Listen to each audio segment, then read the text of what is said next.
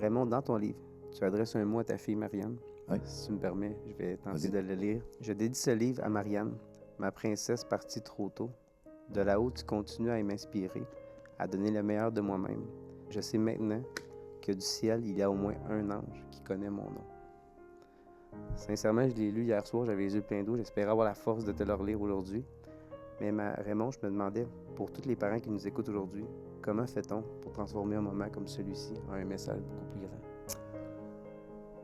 Bien, c'est sûr, au moment où c'est arrivé, j'étais déjà un communicateur.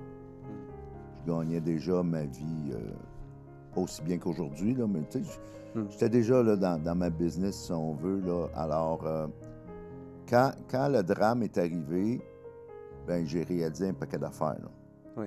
Bon, premièrement, comme je raconte dans certaines versions de ma conférence, j'ai été élevé par un père hyper perfectionniste. Oui. Puis moi, j'ai acheté ça, cette perfection-là. Alors, on parlait de Toastmasters en 2003, mais je dirais mes 100 premiers discours que j'ai faits là, étaient écrits mot à mot. Puis là, on parle de discours de 7 minutes. Là. Oui. Chaque virgule pensée, j'étais très mécanique, cartésien. J'étais vraiment... Tout fallait soit parfait. Et j'attendais le moment parfait. Je procrastinais. Parce que souvent, perfection, un des symptômes de la perfection, c'est la procrastination. Quand je rencontre Linda en 2010, on apprend à se connaître, elle apprend que j'ai une fille, puis là, elle apprend l'histoire, puis qu'on se voit pas, puis qu'on se parle pas. Puis elle disait tout le temps, tu devrais l'appeler, c'est toi l'adulte.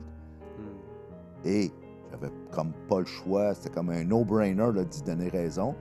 Fait que là, je me disais, je vais le faire demain. Et là, les demain, ça change en la semaine prochaine. La semaine prochaine, ça change en le mois prochain. Et ce que je dis dans mes messages, dans mes conférences, c'est que beaucoup de demain deviennent jamais.